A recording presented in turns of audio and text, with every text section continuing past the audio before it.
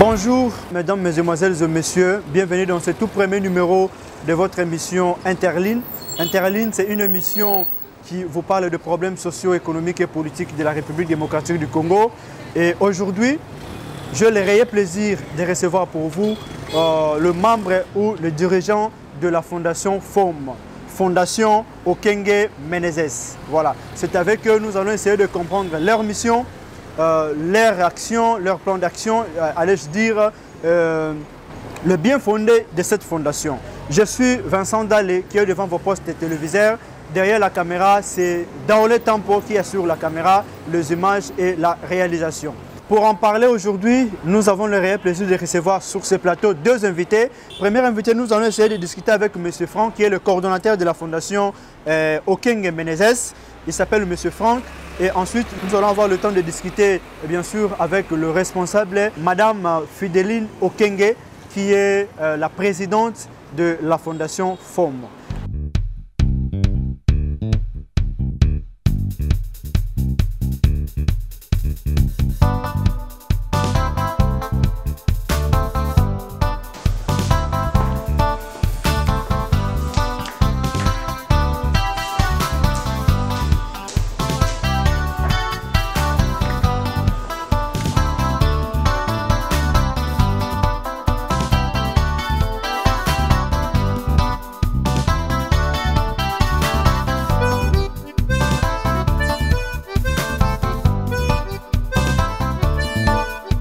Mesdames et messieurs, comme je venais de vous l'annoncer tout à l'heure, je reçois aujourd'hui deux invités. Je commence d'abord par M.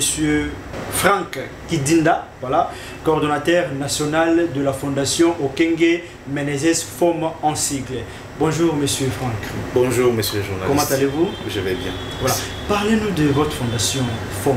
Merci pour cette très belle opportunité qui nous est accordée. Mais je m'en vais très rapidement, avant toute chose, présenter mes sincères remerciements à notre Madame la Présidente, Fideline Okenge Menezes, pour les sacrifices énormes qu'elle ne cesse de fournir au sein de cette fondation. Je remercie aussi notre vice-président, mais aussi tous les membres de la fondation Okenge Menezes. Alors, pour revenir à votre question, c'est quoi notre fondation? Comment ça s'appelle? Notre fondation, c'est FOM, qui signifie Fondation Okenge Menezes. Voilà, je crois que j'ai répondu à votre première question. Quels sont vos objectifs? Voilà, objectif de la fondation, nous œuvrons plus dans le secteur social, tout sungaka, personnes démunies, les filles mères. Et puis nous assistons beaucoup toutes les victimes d'oppression du genre humain, et nous venons avec notre assistance pour les aider. Hommes vulnérables, femmes démunies, ça veut dire que filles mères, tout ça. Encadrement, quelque chose comme ça. Encadrement, leur donner les moyens pour survivre, tout ça, et voilà. D'abord, ceux qui se trouvent dans une situation de vulnérabilité, par exemple, les enceintes, et ça présentait, mais il faut quand même vraiment normal, quoi. Voilà, des cas pareils, toujours en OP déjà. Moi, si j'ai un azemi, je dois assister à Zate, le PCA, je dois assister à la maternité, à Boti, et par après, pour que les mois font des commerces pour que comment subvenir aux petits besoins. Bon, en fait, à part assister à personnes démunies, à part apporter assistance dans le bateau, et là, avec le petit moyen que nous avons, na Bolingo, Madame Nabiso, la présidente Fideline Okenge Zalanango, to sali ba descente belé. Parce que tu as une fondation non seulement à caractère provincial, on n'est pas à caractère provincial, on est à caractère national. Tu sommes à Kinshasa, mais tu sommes plus dans la bande de ville, parce que nous avons une action tellement ébélée.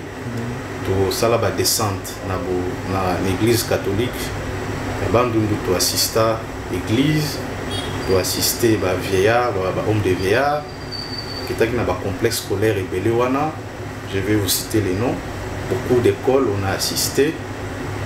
bazalaki na esengo tokendaki na hôpital général, on a assisté tobimisi bato bazalaki na badifficulté ya bafacture tokei toréhabilité morgue ya hôpital général ya Bandundu-Ville. En tout cas, des actions sont légion. On a vraiment fait des actions à Bandundu-Ville, mais aussi ici à Kinshasa, la capitale. Alors, la Bisso, le bel Bisso Papa Franck, source, il y a financement la mieux à l'année. Bon, jusque-là, nous... Parce que l'action, on suppose que les ambons, ils ont un bon pour assister à personne à troisième âge, dans une assistance, parce que il faut tout le bel l'État n'a Bisso à abandonner un tout petit peu. Na moi ba moyen miko bino bozanango na bolingo bozanango ba portera bango moi aide moko source wana financement wana. Voilà, financement jusque là toujours ça la mona ba cotisation ya ba membre toujours cotiser que toujours ka chacun donne ce qu'il a et puis tozana ba membre d'honneur qui donne aussi une part considérable na ba cotisation. Les autres là qui quittent le terrain, pour assister. Mais nous profitons aussi de cette occasion pour lancer un appel vibrant à tous les partenaires qui veulent nous soutenir. Pour Zawana, siège Nabiso Zali dans 8e rue, numéro 22, industriel, la commune Yalimeti. Donc voilà, mais jusque-là, avec nos moyens de bord, nous essayons un peu d'assister tant soit peu les personnes démunies. Mesdames et messieurs, bino batu bozu biso na katikati sito na nzela ya kolanda biso le biso yo Interline lelo ezo yamba ba membre dirigeant na polo babongo ou bien responsable ya Fondation Okenge Menezes forme en sigle lelo bongo tozo lobela makambo ya fondation na monsieur Franck Kadinda yende tozo lobela na makambo fondation quelques réalisations na bango ba point oyo bango ils sont essentiels au bango ba intervenir na kati ya fondation na bango à part Bandundu-Ville au totanga réhabilitation à mort et le nini de susu au bino bosala est remarquable au bino bosala parce que on se dit bosala est remarquable pour aider mutu assistance c'est pas mutu déjà déjà loko ya mutu ya même bible d'abord il dit en gros alors et le nini motivera bino pour bosala. Voilà, d'abord c'est il faut savoir que notre fondation a vu les jours le 10 janvier 2019, on n'a que quasiment 3 ans d'existence, mais les réalisations sont visibles. Tout ça, la réalisation est belle avec nos moyens de bord. Comme je vous disais tantôt, à Bandundu, on a fait pas mal de réalisations. À Kinshasa aussi, on a fait pas mal de réalisations. Alors, ce qui nous manque, c'est les moyens. Et là, pour financer, pour motiver, surtout ça, l'action, c'est l'amour du prochain. Tout le monde on a bicho à gauche à souffrir, on a droite à souffrir. Alors le peu que Dieu nous donne, nous avons à disposition ya batouana pour que bas soit sourire, bas soit paix sens ya vie, pour la batunyoso. Donc voilà ce qui nous motive à faire la action à bon secteur. Mais batongo baza tellement ébélé. Baza tellement ébélé que les personnes vulnérables sont ébellées, les films sont ébellés, en tout cas, si vous avez compté la réalité en beaucoup vraiment, est-ce que pensez-vous vraiment au-delà il y a le disungui na bino parce que on suppose que demande déjà tellement trop, moi les beaucoup les amants poussé en tant que coordonnateur et là on plan nous réfléchir pour faire avancer cette terre dans le sens il y a aide pour que continuer plus tard et donc voilà nous ne pensons pas que nous allons arriver à atteindre notre objectif jusqu'au plus haut point parce que les moyens ne sont pas à notre disposition. Nous avons que les moyens qui sont très minimes et nous sollicitons et nous lançons un appel vibrant comme je vous avais dit bien tantôt. N'a pas partenaire bien ou pour que porter encore très haut notre vision et des actions à impact visible sur le terrain. Mais jusque-là, avec les peu de moyens que nous avons, nous essayons de faire ce qui est quand même visible et les réalités. Parlons de Kinshasa ici, la capitale de la RDC. Vos réalisations à Kinshasa. Parce que là, vous avez cité quelques réalisations à Bandundu-Ville. malgré qu'il y a d'autres points que nous allons te relever la présidente de la fondation. Mais na Kinshasa, en tant que coordonnateur, qu'est-ce qui est déjà fait ici et qu'est-ce qui vous prévoir pour ça là, à la longue? Voilà. À Kinshasa, tout ça un projet qui ce n'est pas en réalité un projet, mais ça donne déjà des résultats parce que tout ça na ferme na biso, tout ça na implantation na biso à monene na Kinshasa, ba côté à Tchang kuna na Bamikondo, tout ça là ba bilanga hectares et d'hectares qui nous donne aujourd'hui des produits pour lancer on a marché à vil prix, à bas prix. Quels sont ces produits? Quand les biso ba comme ba tout ça na tomates, fruits comme des mangues, des avocats, tout ça, tous ces genres de fruits là. Tout y a un marché, tout à bas prix pour permettre aux moyens bien évidemment se procurer pour qu'ils vivent. Des veillards quand vous récoltez, des veillards, des hôpitaux pour assister. Donc voilà un peu des actions pareilles que nous menons sur le terrain pour que tout alléger tant soit peu souffrance et peuple congolais. Mais nakati wana on dirait orphelinat ils ont ma place parce que bando autant orphelinat non alors que orphelin baza vraiment ba tout le monde baza net ba troisième âge baza na assistance baza bana moko ba abandona bango non d'ailleurs orphelinat baza pe na place de choix na vision na bando autant bango peut-être alors que tous na orphelinat mingi surtout na kata ville à Kinshasa l'intérieur à pays on toujours comprendre quand même que pour na vie zandenge mon awate orphelinat tellement mingi baza na posa lisungi et lo boni bosala quand même pour na orphelinat. Donc voilà, peut-être c'est par oubli ou erreur de langage, mais na orphelinat en tout cas on assiste. Tout ça les action et bien orphelinat, to y na ba bilamba, to y na ba savon, to y na ba mafuta, to y na ba biloko belé côté ces orphelins. Ils étaient contents, les images sont là et puis pour peut savoir ba image pour que vous balancer en haut, ba on a les réalisations qui est la fondation Okenge Menezes jusque-là à Sali sur terrain. Voilà, alors je crois que tu as marqué pause moro pour là quelques images où il y a remise, il y a vivre et tout, produit à première nécessité au Burkina Faso, c'est un orphelinat, na homme de VR moko, juste nous allons revenir après. Merci.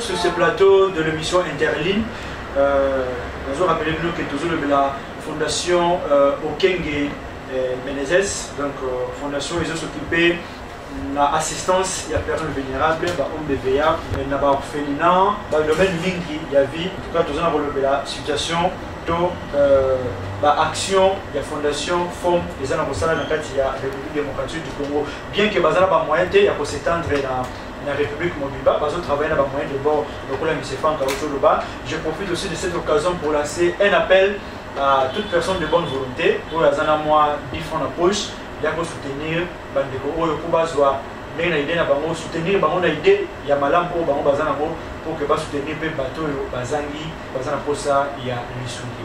Bon tozonga toko ba disona biso papa Franck tozola na ba image ya l'assistance à l'Union pour ça n'avait pas fait il y a décembre, la fin de l'année, lui en tant que coordonnateur, et le connu du besoin pour qui s'est déjà dans ça là, il y a assistance à l'Union à niveau à la fin de l'année.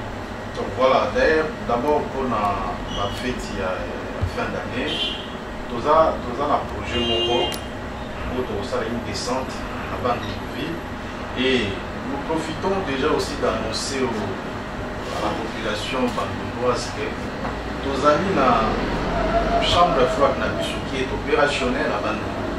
Et nous allons maintenant essayer de vendre les produits à vil prix, à bas prix pour permettre les gens de ces points-là de bien fêter l'année 2022.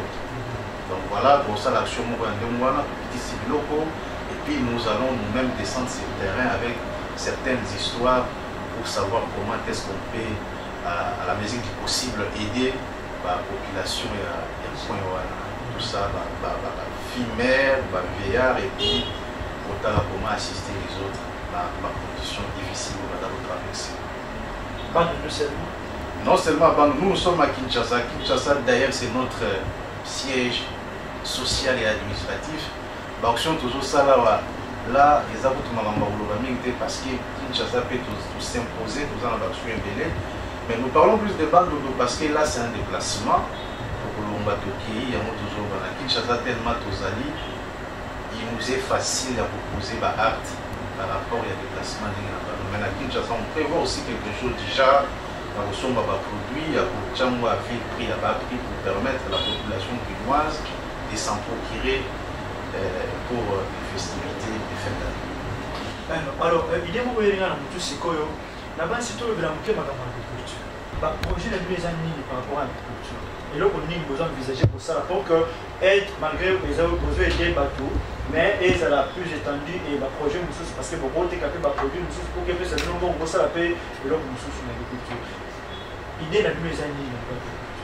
Voilà, l'agriculture, le projet Ezali est belé, mais vous voyez que pour autant il a besoin de projeter, voilà, mais du moins la et l'eau quand même besoin. Mais vous savez que le secteur agricole n'est pas un secteur facile. Comme tout le monde a dit que botani boye bateki na marché, mais ça demande beaucoup de moyens et puis beaucoup de technicité pour que vous comme on a un résultat. Donc, ce que nous comptons faire dans ces secteurs-là, ils ont tellement ils ont que à nous-mêmes toujours c'est partenaire parce que nous avons déjà des terrains où toujours avec les moyens de bord, mais toujours c'est partenaire va s'associer à Bissau, avoir des engins comme des tracteurs, tout ça, tout l'eau encore en grande quantité pour aider une grande partie de la population. Voilà un peu notre vision. Mais avec le peu de moyens que nous avons, nous essayons déjà d'assister tant soit peu la population quinoise et celle aussi des Bandundu en particulier. Bon, et là, on dit que nous avons déjà une action visible. Et là, on dit que nous avons beaucoup de moments, beaucoup de niveau du gouvernement, tout le ministère et tout, pour le financement, tout le tracteur et tout pour et son avion. Parce que vous avez déjà un pas, il y a que ça, là, on est fort, et là, on dit que nous avons contacté. Est-ce que vous avez et là, on est bloqué le niveau. Donc voilà, les lolobités qui nous sommes dans des démarches, toujours bêta à porte. Même au travers de cette émission, c'est aussi une occasion pour que vous puissiez s'entendre au niveau du gouvernement, de l'autorité, des décideurs. Nous sommes là pour aider la population. C'est aussi une manière d'aider les chefs de l'État au hasard la sociale. Nous sommes là pour aussi œuvrer dans ces sociales-là. En tout cas, ceux qui batali biso baye bayoki biso pour que toi assister, toi travailler ensemble dans Bango, toujours dans l'objectif d'aider les sociales. Je crois que ça va encore nous faciliter beaucoup de choses. Fondation Nabino, ils ont un hectare moko na kati ya ville Bandundu. Selon l'information, ils ont mutu moko azana terrain à 400 hectares. C'est pour qui copé Sabino pendant la fondation pendant 10 ans pour exploiter en gros et le bel épisode nani et le connu les autres qui tissent pour exploiter en voilà pour la question on a copé c'est un peu lumière tous on a plus de 400 hectares na niveau ya Bandundu et to banda peut déjà pour exploiter mais on les fait de manière manuelle. Vous savez avec manuellement, c'est très difficile à ça à 400 hectares. On a déjà arrivé à travailler, si je ne m'abuse, plus de 10 hectares déjà. Mais on est bloqué parce qu'on n'a pas d'engin. Alors, ce que nous demandons aux autorités et au gouvernement de la République et aux partenaires, bien entendu, de nous assister avec des engins, mais aussi et surtout avec des semences. Parce que si nous avons une grande quantité de semences avec des engins qui peuvent nous aider à bien travailler dans plus de 400 hectares, ça va nous permettre, je suis sûr et certain, de servir une grande partie des Bandundu en termes de bilopacolia, tout ça. Donc, l'espace est là, plus de 400, mais nous n'avons pas de matériel pour bien exploiter cet espace-là. L'espace où il y a 400 hectares, jusqu'à maintenant, on a posé une question, on a pensé que le bien fait, voilà. Parce que vous avez même censé à Koloba, bateau, pour que bateau se passe à bango pour ça lobby bah dit que non ils en a battu bah son rabango déjà il n'a pas n'a apport n'a pas nature pour na aider.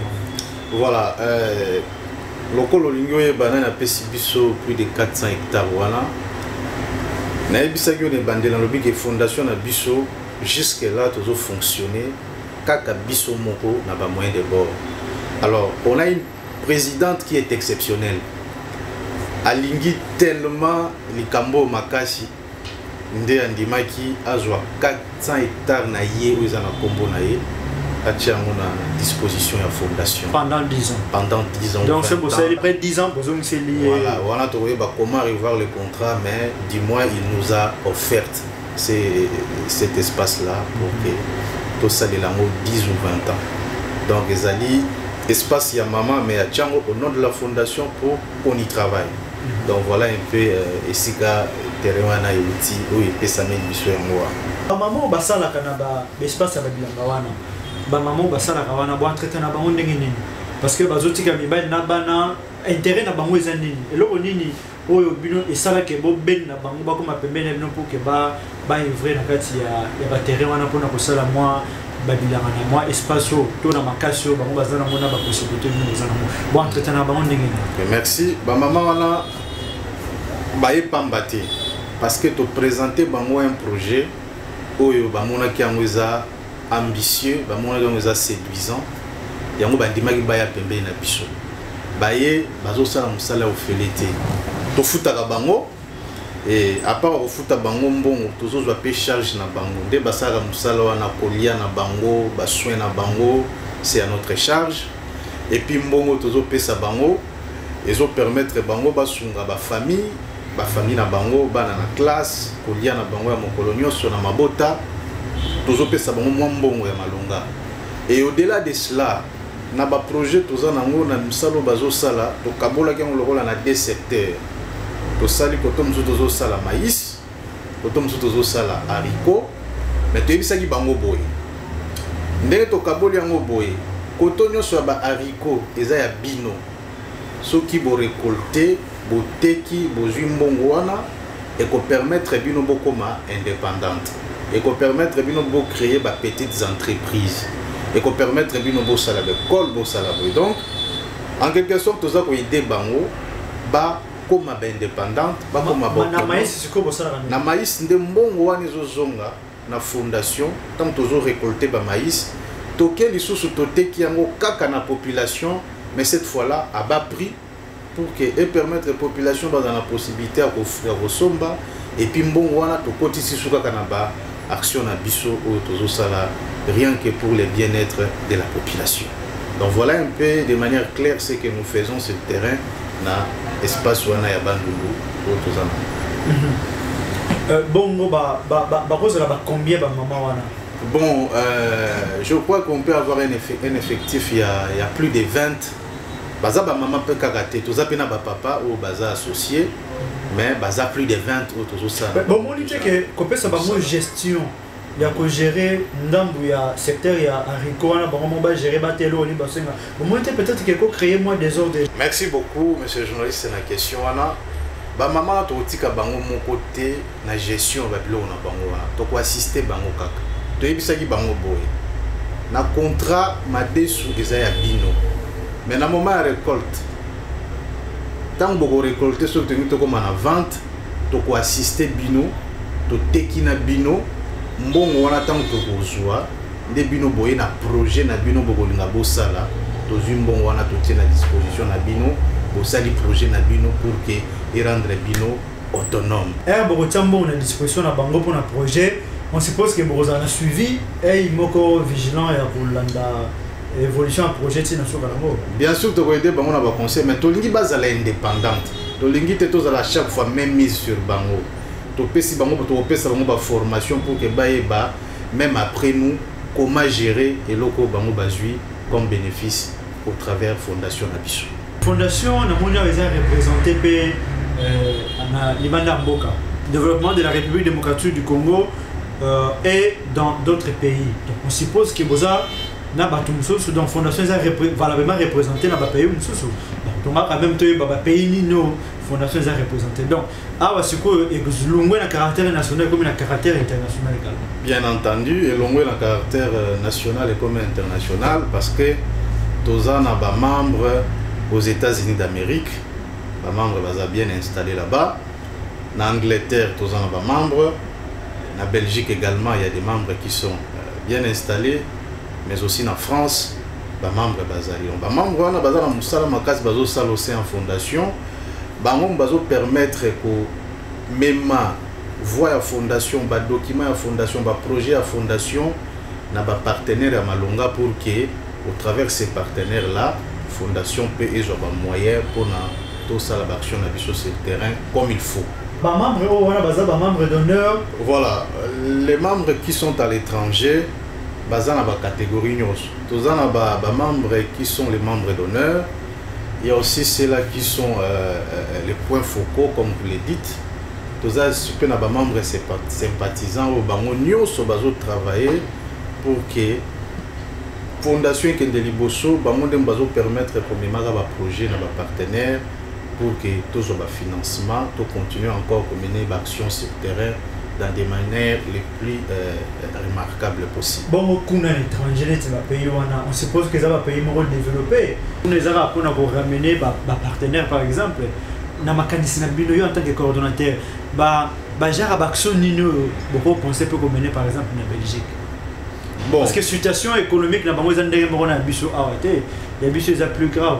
Voilà. Malgré que on peut baser dans la catégorie de assistance, mais ce qui est opportunité PSI qui est tout ça la action en Belgique, nous ne manquerons pas à le faire. Mais nous voulons d'abord faire des actions ici au Congo et en Afrique. Parce que associer à la population, ils ont des difficultés makasi.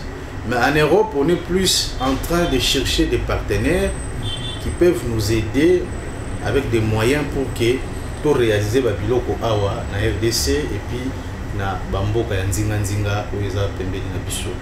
Mais rien n'empêcherait que alors pour l'Afrique projets alliés belé tout ça pour raisonner dans les plus proches délais tout Katissa Brazzaville tout ça la action.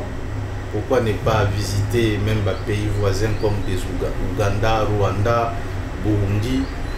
Parce que qu'on a payé population ça la difficulté belé tout ça la action. Nous voulons avoir un caractère international même continental pour que porter l'icolo comme la fondation Nabiso, fondation Kenge Menezes. Voilà. Nazaraki Motuya Sengolelo yako posala masolo na bino. Dans le cadre de la fondation Okenge Menezes, Oyo ezali ko promouvoir bien-être de la population, il y a République démocratique du Congo et Afrique, pourquoi pas il y a des pays il y a monde entier, tout autant dans ce document. Je profite aussi, lancer un appel vibrant au chef de l'État, Félix Antoine Tshisekedi Tshilombo, pour la fondation sociale Oyo Lukawana, eza na ba koto na bangambu oyo. Qui peut bango so monument document moko boye ba conseiller mboko bazo buma biso za ba conseiller ce monument document moko boye ya fondation oyo bozo mona oyo bo commission ngotati pas chef de l'état pour ça la moi bien bo aider na cadre wana pour que hier ko sala mo yé mon côté ba structure gouvernementale bazo créer ils ont créé ba désordre donc avec fondation déjà banda ko vrai banda kala ou déjà une action impact visible ou besoin on a un document oyo voilà et ça quelques seulement d'action bango basali nakati ya ba province mususu neti ya Kwilu na Kinshasa na ba moyen propre na bango ba moyen de bord ou ezo sala ke ba continuer ici donc bo apporter les bango main forte bongo ba matériel bazana posa ba tracteur ba otolo bazana posa ba semence pour l'agriculture et bo ebi ke na Congo tozana terre bongo est très fertile donc bazana posa moi lisungi oyo ko taper pas gouvernement pour que ba ko quand même ko sala makambo un peu plus ya minene koleka nyonso wana ko sala toujours na lokumu ya mboka ba homme d'affaires na Congo tozana ba homme d'affaires belé hein tozana ba politicien belé ba porter ba main forte pour que volonté oya malamu bazana ngo ekoma ba koma musika na ba action na bango ba tino so ba na biso partout bazali na monde entier au peut savoir quand même ba référence moko celui bazana posa ya komona bino ya recontacter bino soit numéro moko de téléphone soit adresse moko place où vous êtes vraiment représenté pour l'instant comme ça va cause un amont et l'autre moko to et toi idée à couper sa bino pour que ba jeune de nous facilement. Merci beaucoup. Siège na biso na Bandunduville tozali na avenue Panzi numéro 97 référence tribune ya Kaonatra so beaucoup mieux là pour une équipe qui est là et couper sa bino ba information nyoso. La Kinshasa, Tozui mis au numéro 22, 8e rue, quartier industriel, commune Yalimeti. Alors, le numéro de téléphone est 081 222 52 33 0900 11 78 14. Voilà ce Bobengi Bozui, Namoko Cordon. Et puis, Tozali na 089 90 51 85 donc 089 90 51 85 on appelle sur Bobengi aux 8 membres de la fondation où à Sabino tous les détails possibles. Voilà, nous sommes mesdames et messieurs nous sommes à la fin de cette première partie à émission Interline. Bon Toyambaki coordonnateur national la fondation Okenge Menezes monsieur Franck Kadinda yende tolobela ki makambo ya fondation ndenge ni fondation etambolaka ba axe prioritaire na bango ezalaka nini basalaka je crois auti ko expliquer biso nyonso tolandi pe à lancer appel na ba bailleurs de fonds na batu ya bonne volonté oyo bako soutenir fondation Okenge Menezes. Chers téléspectateurs, mesdames, mesdemoiselles et messieurs, comme je vous l'avais promis, deuxième partie de l'émission, nous allons recevoir Madame Fideline Okenge, présidente nationale de la fondation Okenge Menezes. Bonjour maman. Bonjour. Vous allez bien? Oui, je vais bien, merci. Très bien, voilà. Le lot, nous avons un bon plateau, il y a Interline. Le lot, nous avons la fondation FOM. Où Yozali présidente nationale parce qu'ils ont déjà un niveau international. La Kisabiso, les Kaniso, aux Okiamouapi. Merci pour la parole. La question de notre nabiso. Les Kanise outi na ndenge en tant que maman na passe na moni batu bazala ko souffrir na mboka na biso. De sala ki nga passe en tant que maman ngabino. Il faut tout ça eloko moko oyo esengeli to sunga ba bazangi to kangama yango soko mona na logo na biso to chama ni sinya maboko to kangama poto salsa ba bazangi voilà parce que quand c'est utaki pour na mona qui passe ezala voilà alors toujours qui est trop vite parce que tout il y a quelques minutes il y a émission parlons des réalisations na kati ya la bande et mon sala ka makambo nyonso boy idée des aranis. Bon, merci. Aide na personnes vulnérables, na femmes, orphelinat, école, hôpitaux. En réalité, idée nos finalités nous allons. Bon, nous avons ça qu'on est bandeli. Na mawawana ezaki kati na ngane pour souffrir. Ndi yango etindanga na bana ko aider. Na ko aider wana na dozo ngato salisa ba oyo bazangi. Parce que na bana to bani na Kinshasa to aider. Mais tant to yeba to moni pe ko bazana besoin na biso. Il y a un moment où on a action. Tu vends, tu as biso morgue, tu fais des biso bibembe, et ça pour là.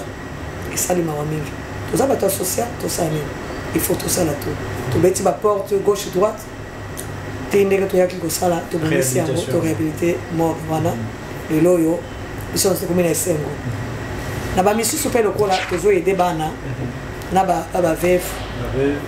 par exemple ma veuve et tout ça bango ya moko aye na chambre froide azana mbongo te to pesi marchandise ateki aye kozomisa capital intérêt na yazwi lobi kuna kaka malema meka ndengo wana elo yo bakomi ne sengo parce que ole avana na ndako akomi koteka mo eloko alors soto kena ba neni ba banako ba mama msusu o lokola bilanga to bendi bango elo vana na ndako olela yaka sala bilanga mwambo mwana ezo aider parce que musala biso za ko aider soki to sala fondation pour na ko aider ba bazanki tamuke tozozwa to sala na boko biso nyoso réhabilitation en morgue tout le ballon réhabilitation en morgue Kalamingi était auto réhabilité morgue il y avait la bandulu au bébé bezala ko pola na souci en tant que maman na makoki mukeo bozana na fondation pour réhabiliter morgue. Et je vais pas ici causer des détails sur combien volonté d'abord wana ils ont compté c'est une bonne chose. Bon tant assister ban na complexe scolaire bo peli na niveau ya Trois-Rivières kuna ba condition bo monaki ya bana na niveau ya complexe scolaire wana c'est là que on ma passer yango motivé qui yo pour que o aider bana wana. Bon tant on a yoki makamu école wana ngalobite il faut que nous tanga école wana. Tant to komi maya miso bimanga parce que na bane oyo batu bakoko tanga ba condition wana te la classe moko bana ebele ba ezate bavana ranase na kata classe bazana même pas créer comme na tableau baza osela manioko wow et ça là passe maya miso biminga en plus balele linga balobi no ndenge za to lo place oyo balinga bimisa biso mais bano ba utanga ndeni et à pousser nga habiter to yeki chassa na somi biloko ba créer ba cahier parce que bana même pas stylo bazaki na ngote ni cahier j'étais obligé na pesa bango même na né wana pour aider bango pour foutre bango ba loyer na bango avec école deux écoles pesa bango ba cahier voilà mais pas sindé les kaki et on est pour ça qui se porte ça visite na un orphelinat passage na un orphelinat à Saint-Hippolyte.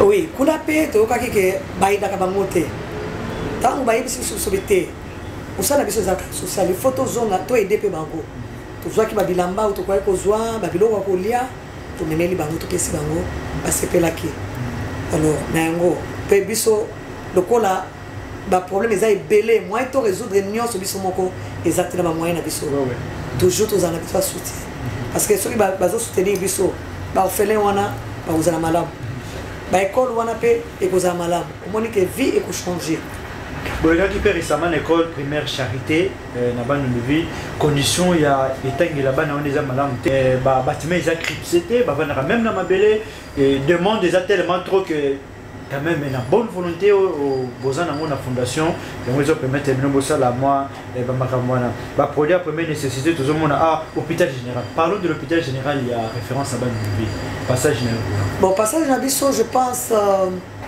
je ne me rappelle plus quelle année na pesa na bado la kisi après wana na 2018 ou 19 na mona ki bato l'hôpital pe bana ngabino il faut quand même to edaki bango na moi ba biloko belé autre ko sala vraiment comme exemple ça na biso tous obligé à sala d'accord alors ma personne veilla OK homme de veilla cabine on a déjà ça oui to sala badon mingi kuna alors tous a que na maman wana comme na bango biloko lia chaque mois tiki la bango en plus c'est ça maman muso ko ça 100 ans muto aussi le fait ya gite biso to bité quand même avant pour faire fêter les lokola aleli ke baba nona ye na bana na yo ya bokuli alors on avait même aidé la maman tout ça s'est fait à sepeli mais on soutient toujours hein sauf que dans un moyen donc il a toujours tiki la bango même quand bango ka même ba fait là il y a quand kokolo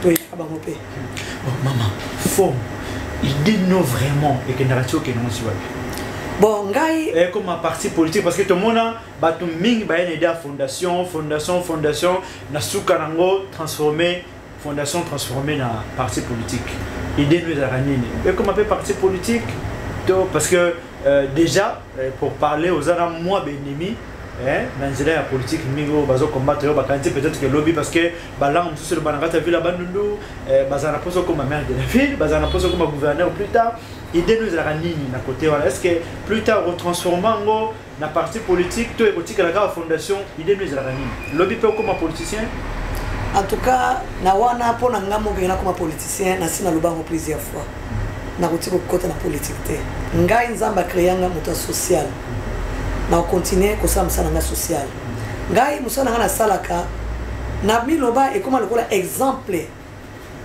na koma kosala ngope epesa batu mususu idée ya kolanda to idée bandeko na biso na idée bango tango nazo idée nazo sala bandeko pe oto kolina bango bango pe ekote ya bango ba no muninga azongitika biso pe to sala do idée pe na biso ngai nazo kola exemple na bango yango moni souci na makasi za kawana. Alors, ceux qui parlent de population, le c'est décidé le bon, maman Fidéline, tous en posé comme par exemple représenter la mission à niveau province.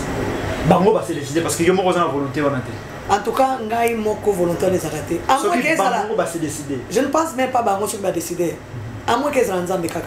Parce que ngai politique na lobaka ngai té. Mais ceux qui parmi membres na biso moko oyo alingi asalango, là je vais soutenir.